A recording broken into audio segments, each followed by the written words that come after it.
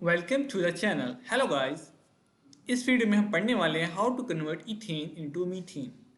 ये एक multi steps reaction है। Let's start. ये आपके सामने है। मल्टीपल स्टेप्स हैं इसमें। हम देखते हैं how to convert ethane into methane. सबसे पहले हमारे पास स्टार्टिंग मटेरियल है, वो है CH3 इथेन। हम इसे रिएक्ट करवाएंगे क्लोरीन मॉलिक्यूल के साथ in the presence of sunlight. इसे कहते हैं क्लोरीनेशन। जब हम ये रिएक्ट करवाएंगे क्लोरीन के साथ तो इथेन कन्वर्ट हो जाएगी इथाइल क्लोराइड में। ठीक है, यानी कि एल्केन को हमने कन्वर्ट किया अल्काइल हैलाइड में। देन हमने इसको अल्कोहल में कन्वर्ट करना है। तो इसके लिए हम इथाइल क्लोराइड जो हमारे पास है, हम इसे रिएक्ट करवाएंगे स्ट्रॉन्ग बेस के साथ। For example KOH, sodium hydroxide. Then Cl replace हो जाएगा बाय OH, तो हमारे पास अल्कोहल बन जाएगी। तो हम क्या करेंगे, एथाइल क्लोराइड को रिएक्ट करवाएंगे पोटाशियम हाइड्रोक्साइड के साथ। हमारे पास एथाइल अल्कोहल बन जाएगी, जिसे हम एथेनॉल भी कहते हैं। अब जब हमारे पास अल्कोहल बन गई है तो हमने सब सिंपली अब इसकी ऑक्सीडेशन करनी है by reacting with strong oxidizing agent. अब इसे स्ट्रॉन्ग ऑक्सीडाइजिंग एजेंट के साथ रिएक्ट करवाएंगे तो ये डायरेक्ट कन्वर्ट हो जाएगा एसिड में। अगर आपका जो ऑक्सीडाइजिंग एजेंट है वो वीक होगा तो फिर ये एल्डिहाइड में या फिर कीटोन में कन्वर्ट होगी। अदरवाइज अगर आप स्ट्रॉन्ग ऑक्सीडाइजिंग एजेंट लेते हैं तो अल्कोहल जो है वो कन्वर्ट हो जाएगी डायरेक्ट इनटू एसिड में।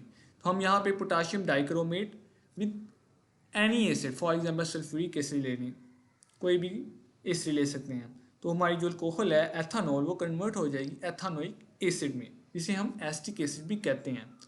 अब इन द नेक्स्ट स्टेप हमने इस एसिटिक एसिड का साल्ट बनाना है। साल्ट बनाने के लिए फिर इसे अगेन किसी स्ट्रॉन्ग बेस के साथ रिएक्ट करवाएं, फॉर एग्जांपल NaOH।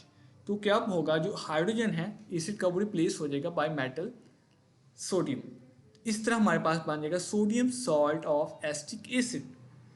दोबारा देखें, हम किसी एसिड को लें, उसे रिएक्ट करवाएं स्ट्रॉन्ग बेस के साथ NaOH लाइक, तो वो H रिप्लेस हो जाएगा बाय सोडियम मेटल। तो हमारे पास बन जाएगा sodium salt of acetic acid. यहाँ तक आपने बना लिया। अब सिर्फ एक स्टेप है, ये आपने अच्छे से याद है, ये बहुत इंपॉर्टेंट स्टेप है। इसे हम कहते हैं डीकार्बोक्सिलेशन। इसमें क्या होता है, जब हम किसी साल्ट, सोडियम साल्ट ले लें किसी एसिड का और उसे हम ट्रीट करें सोडा लाइम। सोडा लाइम क्या है, ये हमारे पास कैल्शियम ऑक्साइड विद NaOH, इसे हम कह रहे हैं सोडा लाइम। ये इसे लाइम कहते हैं और इसे सोडा लाइम। अगर हम sodium salt of acetic acid को ट्रीट कराएं NaOH प्लस कैल्शियम ऑक्साइड, तो हमारे पास डीकार्बोक्सिलेशन होगी, यानी कि कार्बन डाइऑक्साइड रिमूव हो जाएगी। तो पीछे हमारे पास क्या बचेगा, और CH3, और ये वाला हाइड्रोजन इसके पास चल जाएगा तो CH4, यानी कि मीथेन बन जाएगा। प्लस हमारे पास Na2CO3 सोडियम बाइकार्बोनेट बनेगा। तो ये स्टेप है डीकार्बोक्सिलेशन स्टेप। इस तरह से हमने जब भी किसी अल्केन को सेकंड अल्केन में कन्वर्ट करना हो, एक कार्बन लेस करना हो, तो हम इस मैकेनिज्म को ही यूज़ करेंगे। ठीक है, इस मेथड को ही आपने यूज़ करना है।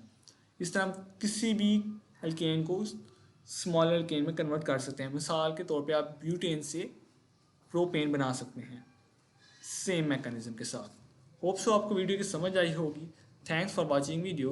For more videos subscribe our channel.